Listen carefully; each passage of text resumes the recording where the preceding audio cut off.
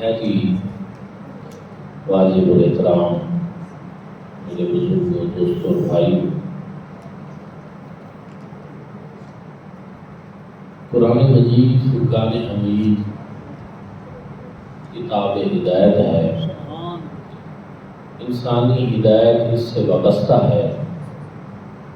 انسان کو تاریکیوں سے نکالتی ہے اور اجالوں کی طرف لے جاتی ہے، روشنی کی طرف لے جاتی ہے، اور انسان کی اس دنیا کی فلاح بھی اسی سے وابستہ ہے اور اخروی نجات کا بھی یہ ضامن ہے۔ حضور نبی کریم صلی اللہ علیہ وآلہ وسلم نے ارشاد فرمایا کہ بے شک یہ قرآن بہت ساری اقوام کو سر بلند کر دیتی ہے اور بہت ساری اقوام اس کی وجہ سے ذلت میں بھی گئی، گمراہ بھی ہوئی۔ وہ لوگ جنہوں نے قرآن مجید فرقان حمید کے پیغام کو سن کر قبول کر اور اطاعت کر اور اس پر عمل پیرا ہو گئے، اللہ رب العزت نے ان کو بلندیاں نصیب کی۔ جنہوں نے پیٹھ پھیری، تمسخر اڑایا اور اس کو ہلکا سمجھا اور اس کا تقدس بجا نہ لائے اور اطاعت اور فرما برداری کی بجائے نافرمانی کی راہ اختیار کر لی، تو وہ لوگ گمراہ بھی ہوئے، وہ لوگ ذلیل و رسوا بھی ہوئے اور عبرتناک انجام سے دوچار ہوئے۔ میں نے آپ حضرات کے سامنے قرآن مجید فرقان حمید سب سے مختصر بلکہ مختصر ترین سورت مبارکہ تلاوت کرنے کا شرف حاصل کیا۔ امام شافعی فرماتے ہیں کہ ایک انسان کی کامیابی کے لیے قرآن مجید فرقان حمید کی یہ سورت مبارکہ ہی کافی ہے۔ اگر وہ صحیح طریقے سے اس کو سمجھ لے اور اس پر عمل کر لے تو اس کے لیے یہی ایک سورت مبارکہ یہی کافی ہے۔ اس کا شان نزول یہ حضرت سیدنا صدیق اکبر رضی اللہ تعالیٰ عنہ کا ایک ایسا دوست جو مسلمان نہیں تھا اور اسلام کے زمانہ سے قبل کی دوستی چل رہی تھی، غالباً ابو الاسودین اس کا نام تھا، تو وہ ایک دن آیا اور آپ کے پاس اس نے آ کر کہا کہ جناب سیدنا صدیق اکبر، آپ میرے بڑے اچھے دوست تھے، بڑا اچھا وقت گزرا ہے اور میں نے آپ کا بڑا عروج دیکھا کہ آپ کی تجارت تھی، سرداری ایک طرح کی تھی، فیصلے آپ فرماتے تھے، معاشرے میں حضرت سیدنا صدیق اکبر رضی اللہ تعالیٰ عنہ کا اسلام سے قبل بھی ایک بڑا ممتاز مقام تھا۔ تو اب جب کہ آپ اسلام لے آئے ہیں تو اس کے بعد کچھ حالات کمزور نہیں ہو گئے، آپ نے کہیں گھاٹے کا سودا تو نہیں کر لیا، خسارے کا سودا تو نہیں کر لیا؟ حضرت سیدنا صدیق اکبر رضی اللہ تعالیٰ عنہ نے جواب دیا کہ جو محمد عربی صلی اللہ علیہ وآلہ وسلم کے دامان کرم سے وابستہ ہو جائے تو پھر اس کو خسارہ کیسے ہو سکتا؟ اللہ رب العزت نے تو کرم کیا اور ہمیں حضور علیہ السلام کا کلمہ پڑھنا نصیب کیا، ہمیں اور کیا چاہیے؟ دین دنیا کی بھلائیاں اسی میں ہیں۔ تو اللہ رب العزت نے حضرت سیدنا صدیق اکبر نے جو کہا اس کی تائید میں یہ سورت مبارکہ نازل ہوئی۔ اس میں کافر نے کہا کہ آپ نے خسارے کا سودا کیا، سیدنا صدیق اکبر نے کہا نہیں، یہ نفع والا سودا ہے، خسارے والا نہیں ہے، گھاٹے والا نہیں ہے۔ یعنی ایک سوچ کفر کی تھی، ایک سوچ اسلام کی تھی۔ اب اسلام کی جو سوچ تھی اللہ رب العزت نے اس کی تائید فرمائی اور بتا دیا اس سورت مبارکہ میں کہ خسارے میں کون ہے اور نفع میں کون ہے، نشانیاں کیا ہیں، پتہ کیسے چلے گا۔ تو آغاز فرمایا والعصر، قسم ہے عصر، اس کے بارے میں مختلف اقوال ہیں کہ ایک تو اثر سے مراد وقت اثر ہے، کیونکہ نمازیں ساری جو ہیں فرض ہیں، اہم ہیں، لیکن جو درمیانی نماز ہے حافظوا علی الصلاۃ والصلاۃ الوسطیٰ، جو درمیانی نماز ہے فرمایا اس کی زیادہ حفاظت کرو۔ وہ کون سی بنتی ہے؟ اثر کی۔ تو چونکہ اس کی اہمیت زیادہ بتائی گئی، اس وجہ سے یہاں اثر سے مراد وقت اثر ہے کہ اللہ رب العزت نے اس کی قسم اٹھائی تھی۔ قسم ہے وقت اثر کی، یعنی جو نمازوں میں سے سب سے اہم نماز کا وقت ہے اس کی قسم، ان الانسان لفی خسر، کہ بے شک ہر انسان خسارے میں۔ آگے بتایا گیا کہ کون خسارے میں نہیں، لیکن جہاں ہی بات دوسرا اس سے مراد زمانہ ہے، اثر سے مراد زمانہ ہے کہ زمانے کی قسم۔ حضور امت رحمۃ اللہ تعالی علیہ فرماتے ہیں کہ جس طرح کا اس سورت مبارکہ کا مضمون ہے، یہ بات اس سے مطابقت رکھتی ہے کہ یہاں اس سے مراد زمانہ ہو، کیونکہ زمانہ ہی ایک بہترین معیار ہے اور بہترین پیمانہ ہے جو یہ بتا دیتا ہے کہ کون خسارے میں رہا اور کون نفع میں رہا، ثابت کرتا ہے۔ زمانہ یہ ثابت کرتا ہے، وقت ہی یہ ثابت کرتا ہے کہ کس کا فیصلہ اچھا تھا اور کس کا فیصلہ اچھا نہیں تھا۔ اور پھر زمانے کی تاریخ میں پتہ چلا کہ بڑے بڑے سطوت والے، جبروت والے، شان و شوکت والے اور بہت بڑی سپاہ رکھنے والے سپاہ سالار، بادشاہ اور مالدار لوگ بھی دنیا میں آئے، لیکن ان کو دنیا کے اندر بھی رسوائی ملی اور آخرت میں بھی ذلت سے دوچار، صرف اس وجہ سے کہ انہوں نے اللہ رب العزت کی نافرمانی کی، اللہ اور اس کے رسول صلی اللہ علیہ وسلم کی اطاعت دی۔ اور اسی طرح آپ نمرود کو دیکھ سکتے ہیں، فرعون کو دیکھ سکتے ہیں، قارون کو دیکھ سکتے ہیں، اور بھی اس طرح کے بہت سارے لوگ ہیں اور ان کو آپ دیکھ سکتے ہیں۔ تو پھر اس طرح کے مختلف لوگ ہیں کہ جو عبرتناک انجام سے دوچار ہوئے، تاریخ آج ان کو اچھے الفاظ سے یاد نہیں ہے، صدیاں گزر گئی ہیں، نام ان کا اگر باقی بھی ہے تو بطور برائی کے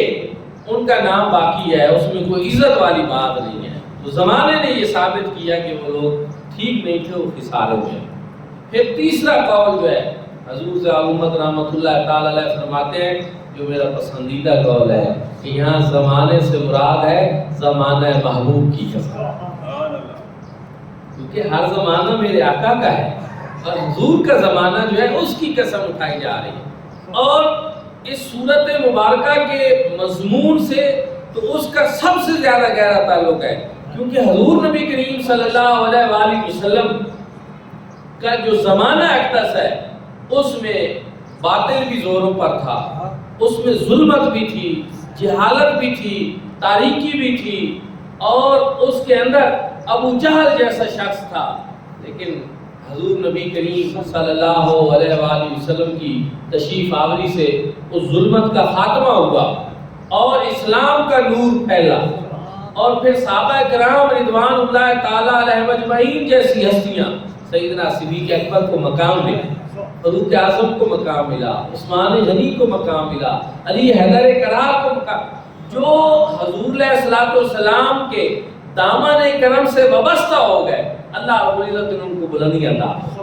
مقام اور مرتبہ عطا فرمایا، اور جنہوں نے حضور نبی کریم صلی اللہ علیہ وآلہ وسلم سے مقابلہ کیا،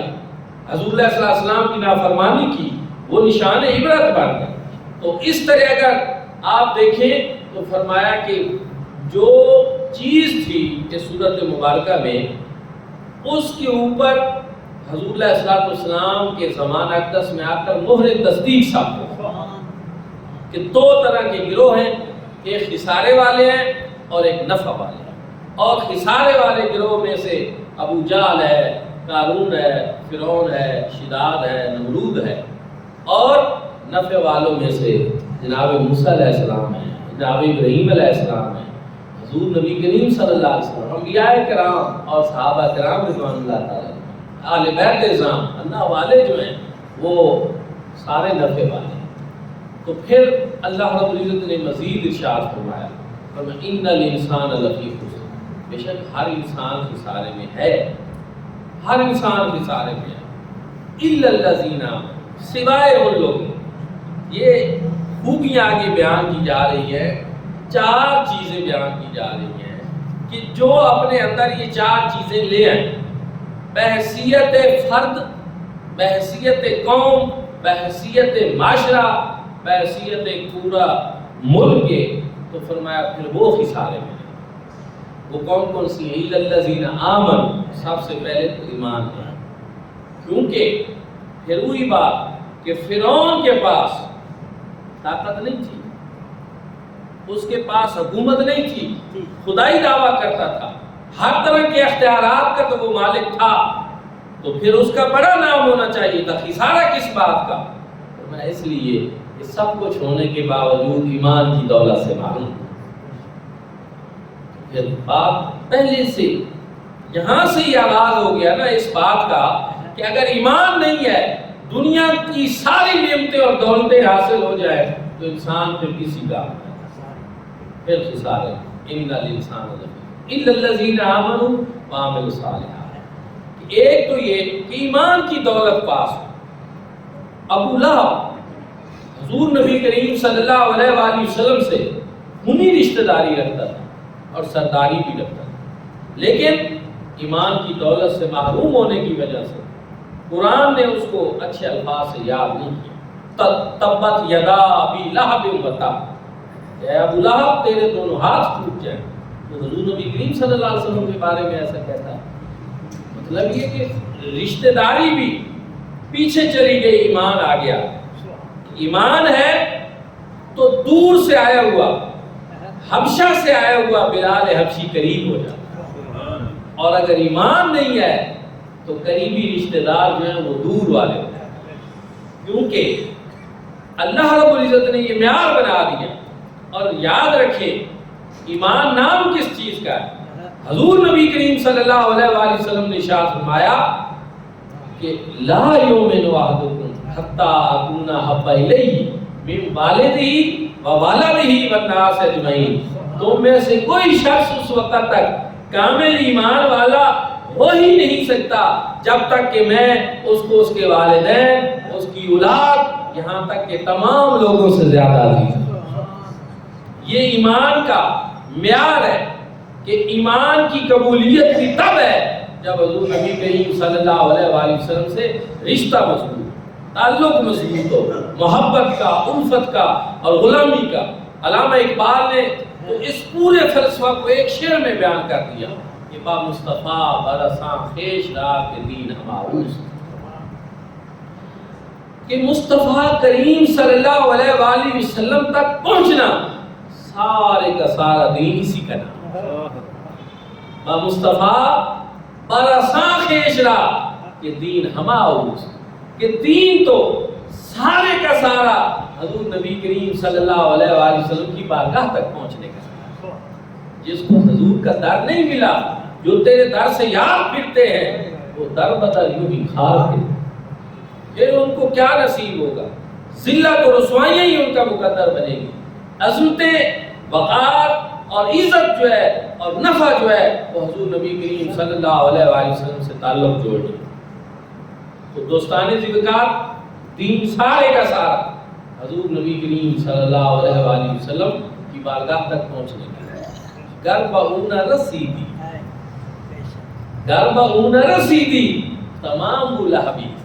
وہ کہتے ہیں اگر حضور نبی کریم صلی اللہ علیہ وآلہ وسلم کے دامان کرم سے تم وابستہ نہ ہوئے اور حضور تک نہ پہنچے تو پھر یہ سارے کا سارا معاملہ ابو لہب والا، ابو جہل والا ہے، پھر اس میں کوئی اور خیر اور بھلائی نہیں۔ تو دوستان ذکر ایک تو یہ چیز ایمان، اور ایمان نام ہے محبت رسول صلی اللہ علیہ وسلم، عشق رسول صلی اللہ علیہ وسلم کا، اتباع مصطفیٰ کا اور غلامی مصطفیٰ کا، اور ایمان کا مرکز و محور جو ہے وہ حضور نبی کریم صلی اللہ علیہ وآلہ وسلم کی ذات مبارک ہے، اور اس کو اللہ رب العزت نے دین کا اور ایمان کا اساس کرا۔ حضور نبی کریم صلی اللہ علیہ وآلہ وسلم نے ارشاد میں اساس الاسلام حبی و حب اہل بیت، اور میں دین اسلام کی اساس، اسلام کی بنیاد جو ہے وہ میری محبت ہے اور میرے اہل بیت کی۔ تو یہ بنیادی چیز ہے، اگر اس سے انسان خالی رہ جائے تو پھر بھی انسان خسارے۔ اس لیے پتہ ہی چلا کہ پہلی چیز ایمان۔ ایمان میں ایک اور چیز بھی کہ ایمان کا مطلب فقط کلمہ پڑھنا نہیں، اس میں کوئی شک نہیں۔ علماء، مفسرین، محدثین کا اس بات پہ اتفاق ہے کہ جو شخص کلمہ طیبہ ایک دفعہ پڑھ لیتا ہے تو وہ صاحب ایمان ہو جاتا ہے، اس میں کوئی شک نہیں۔ لیکن میرے بھائی اور دوستو، ایمان کے بھی مراتب، درجات ہیں، اور صرف کلمہ طیبہ پڑھنا کافی نہیں ہے۔ کلمہ طیبہ پڑھنے کے ساتھ ساتھ اس کے تقاضے پورے کرنا۔ ایمانیات کے تقاضے ہیں، یہ نہیں ہے کہ صرف کلمہ طیبہ پڑھ کر مومن ہو کر اگر نجات کافی تھی تو پھر حضور نبی کریم صلی اللہ علیہ وآلہ وسلم نے جہاد کیوں کیا؟ صحابہ کرام رضوان اللہ تعالی علیہ مجمعین نے قربانیاں کیوں دی؟ کہتے ٹھیک ہے، ہم نے براہ راست حضور نبی کریم صلی اللہ علیہ وسلم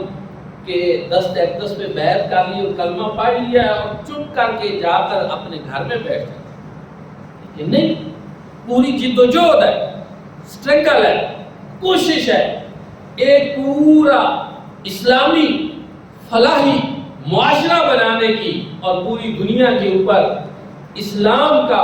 پرچم سر بلند کرنے کی ایک پوری جد و جہد ہمیں نظر آتی ہے۔ اور صحابہ کرام رضوان اللہ تعالی علیہ مجمعین کی زندگیاں، اہل بیت کی زندگیاں، جناب امام حسین کی زندگی اس بات کا درس دیتی ہے کہ اسلام فقط کلمہ طیبہ پڑھنے کا نام نہیں ہے، ایمان فقط کلمہ طیبہ پڑھنے کا نام نہیں ہے، بلکہ کلمہ طیبہ کو پڑھنے کے بعد جو اس کے تقاضے ہیں ان کو پورا کرنے کا نام ہے۔ اسی لیے علامہ اقبال نے بھی کہا کہ اگر زبان سے کہہ بھی دیا لا الہ تو کیا حاصل، زبان سے کہہ بھی دیا لا الہ تو کیا حاصل، دل و نگاہ مسلمان نہیں تو کچھ بھی۔ دل و نگاہ سے انہوں نے یہ دو چیزیں لی ہیں۔ انسانی جسم جو ہے اس کا آپ اگر دیکھیں تو ساری چیزوں کی اہمیت ہے، ہاتھوں کی بھی ہے، پاؤں کی بھی ہے، سب چیزوں کی، لیکن اگر آپ اس کو ایک سلطنت کی حیثیت دیں تو پھر اس کا بادشاہ دل ہوتا ہے، اور دل تب اپنا عمل کر سکتا ہے جب آنکھوں کے ذریعے اس کو کوئی چیز نظر آئے۔ انسان آنکھوں کے ذریعے دیکھتا ہے تب وہ چیز دل میں جا کر گھر کرتی ہے۔ یہ دو بنیادی چیزیں ہیں، انسان کا دل اور انسان کی نگاہ۔ اگر یہ دو ٹھیک ہو جائیں تو پھر سارا معاملہ ہی ٹھیک ہو جائے۔ تو اس وجہ سے علامہ اقبال فرماتے ہیں کہ دل و نگاہ مسلمان ہے تو پھر کچھ بھی، دل میں اگر وہ محبت نہیں، دل میں وہ تڑپ نہیں، دل میں وہ جذبہ نہیں۔ حضرت سلطان العارفین سلطان بہوسا بہت بڑے عارف کامل و گزرے، آپ فرماتے ہیں زبانی کلمہ ہر کوئی پڑھتا، دل کا پڑھتا وہی چیز جو علامہ اقبال بیان کر رہے ہیں، جو قرآن و سنت میں ہے، وہی چیز ایک صوفی بزرگ بہت بڑے ولی کامل اسی چیز کو بیان کر رہے ہیں۔ زبانی کلمہ ہر کوئی پڑھتا، دل کا پڑھتا کوئی ہو۔ کہ اصل چیز یہ ہے کہ انسان زبان سے لا الہ الا اللہ کہنا ویسے بھی آسان ہے۔ علامہ اقبال کا ایک فارسی کا شعر ہے، شاید مجھے اس وقت صحیح یاد نہ بھی ہو، اس میں کہتے ہیں کہ جب میں لا الہ الا اللہ کی مشکلات کو سمجھتا ہوں تو اس وقت میں لرز جاتا ہوں کہ میں کہاں پوچھتا ہوں کہ لا الہ الا اللہ کی مشکلات کیا؟ کیونکہ صرف ایسے تو نہیں ہے کہ لا الہ الا اللہ کہنا۔ لا الہ الا اللہ کہنے کا مطلب ہے کہ ہر قسم کا جو شرک ہے اس کا خاتمہ، معبودان باطلہ کی نفی، ہر غیر کی محبت اللہ کی محبت کے علاوہ دل سے نکال دیں۔ یہ لا الہ الا اللہ ہے، یہ اس کا مطلب ہے، اور یہ کوئی آسان کام نہیں ہے، یہ سب سے مشکل کام ہے۔ انسان باقی محبتیں جو ہے ان کو ختم کر دے اور دل کے اندر فقط اللہ پاک کی محبت ہو، یا پھر ان لوگوں کی محبت ہو جن سے اللہ پاک نے محبت کی، یا جو اللہ والے ہیں چونکہ وہ اللہ کے غیر نہیں ہیں۔ یہ بات یاد رکھیں کہ بعض لوگوں نے لا الہ الا اللہ کا مطلب یہ بھی لے لیا کہ بس ٹھیک ہے پھر نبی، رسول، ولی یہ سارے بھی معاذ اللہ غیر اللہ میں ہیں۔ تو یاد رکھیں ایسا نہیں ہے، ہر وہ چیز غیر اللہ ہے جو اللہ کی محبت کی راہ میں رکاوٹ بنے۔ اللہ والے تو اللہ کی محبت کا درس دیتے ہیں۔ انبیاء کرام کا تو فریضہ یہ ہے کہ بھولی بھٹکی ہوئی قوم کو اللہ رب العزت کے ساتھ جوڑ دے، اللہ کے ساتھ ملا دینا۔ وہ آئے بھی اللہ کی طرف سے ہیں، قد جاءکم من اللہ نور و کتاب مبین، اور لوگوں کو بھی اللہ کی طرف دعوت دیتے ہیں، وداعیا الی اللہ باذنہ وسراجا، لوگوں کو اللہ کی طرف بلاتے ہیں، اللہ کی طرف سے آئے ہوئے، اس لیے وہ جو ہے وہ غیر اللہ میں شامل نہیں ہے، وہ تو محبوب ہے اللہ کے، وہ اللہ رب العزت کے دوست ہیں۔ الا ان اولیاء اللہ لا خوف علیہم ولا هم یحزنون، جو غیر ہیں وہ خود ہے، معبودان باطل ہیں۔ اور یہ فرق رکھنا لازمی اور ضروری ہے کہ بہت سارے لوگ ہم دیکھتے ہیں کہ وہ آیات جو معبودان باطلہ کے بارے میں نازل ہوئی ہیں وہ ان کو اولیاء اللہ کے اوپر چسپاں کر دیں، اور یہ بہت بڑا جرم ہے اور ایک بہت بڑی زیادتی ہے جس کی اجازت نہیں دی جا سکتی۔ حضرت عبداللہ ابن عمر رضی اللہ تعالیٰ عنہ فرماتے ہیں کہ ہم نے بدترین مخلوق جو ہے وہ خارجیوں کو دیکھا، کیا کرتے تھے؟ کان یراہما شرار عن خلق اللہ وقال انہم ان تعلقوا الى آیات هذا لفظ الکفار فجعلوا للمؤمنین، کہ ہم نے بدترین مخلوق خارجیوں کو دیکھا کہ وہ کرتے یہ تھے کہ وہ آیات جو کافروں اور بتوں کے بارے میں نازل ہوئی وہ ان کو مومنوں کے اوپر چسپاں کر، اس لیے یہ فرق تو ملحوظ رکھنا ضروری ہے۔ بہرحال لا الہ الا اللہ بنیادی چیز ہے، ایمان باللہ پہلی چیز ہے، اور خسارے میں وہ لوگ نہیں جو سب سے پہلے مومن ہیں، جو ایمان لائے، ایک چیز۔ دوسری چیز وعامل الصالحات، جنہوں نے نیک کام، اچھے کام کیے، وہ بھی خسارے میں نہیں ہیں، اچھے اعمال والے لوگ جو ہیں وہ خسارے میں نہیں ہیں۔ تو اب آپ اس سے اندازہ لگا سکتے ہیں عامل الصالحات میں ہر اچھائی شامل ہے، ہر نیک عمل شامل ہے، چاہے اس کا تعلق کسی بھی سطح سے ہو، تو وہ بندہ خسارے میں نہیں ہے، ایمان بھی لایا اور عمل صالح بھی۔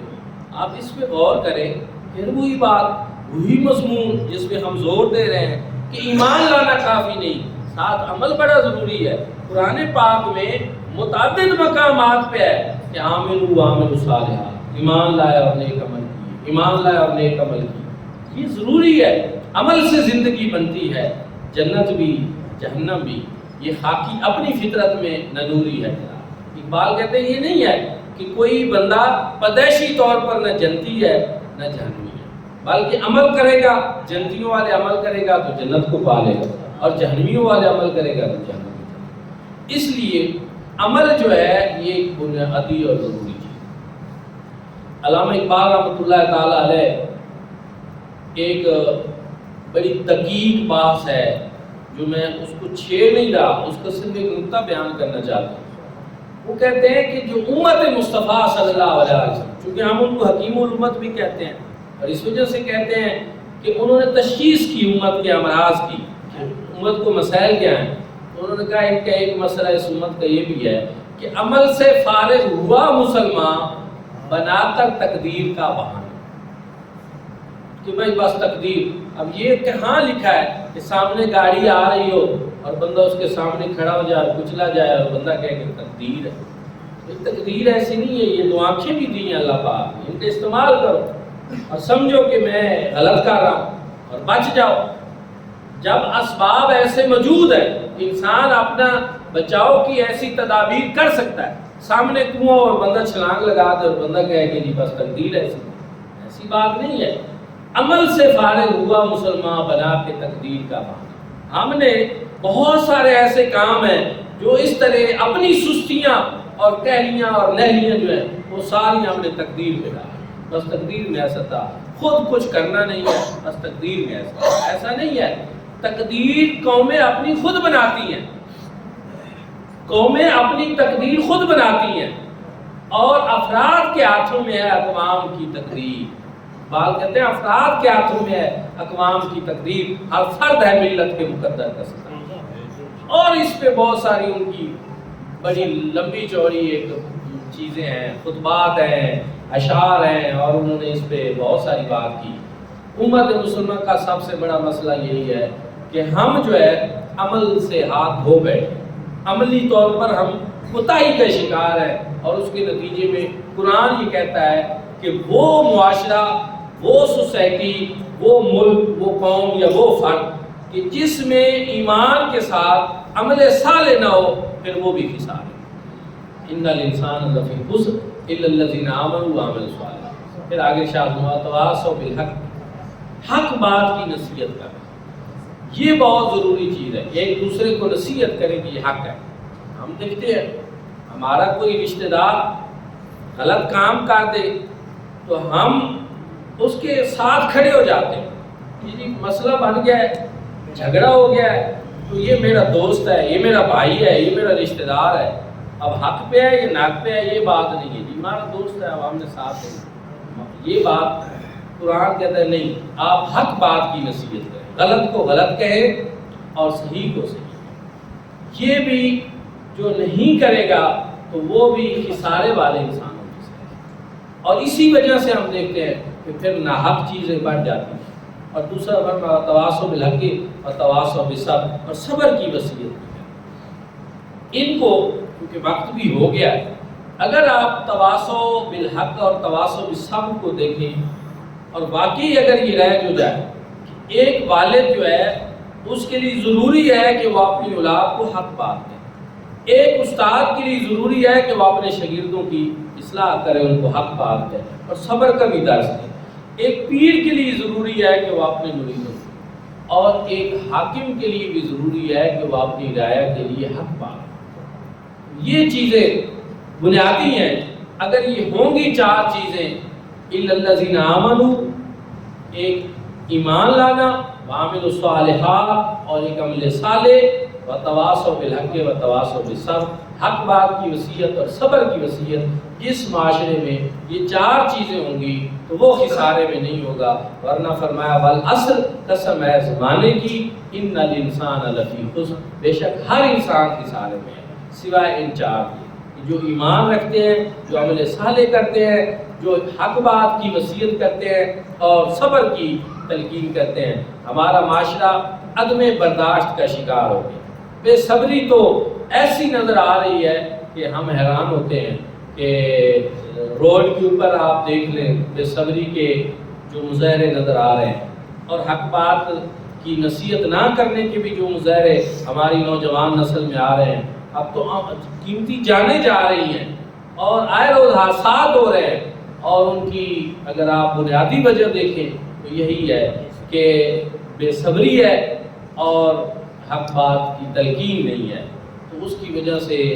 یہ بگاڑ ہے۔ اور یہ یاد رکھیں، ہم عمل کریں یا نہ کریں، لیکن اللہ پاک نے جو فرما دیا ہے نا وہ قانون ہے ڈالا، باتیں وہی ہیں جو قرآن و سنت کی ہیں، اگر ہم عمل کر لیں گے تو ہماری اصلاح ہو جائے گی، ہماری فلاح ہو جائے گی، اور اگر ہم عمل نہیں کریں گے تو پھر خسارے میں ہیں۔ اللہ رب العزت کی بارگاہ میں یہ دعا ہے کہ رب تعالیٰ ہم سب کو بھی ایمان بھی نصیب فرمائے، عمل صالح بھی نصیب فرمائے، تواصوا بالحق اور تواصوا بالصبر بھی نصیب فرمائے۔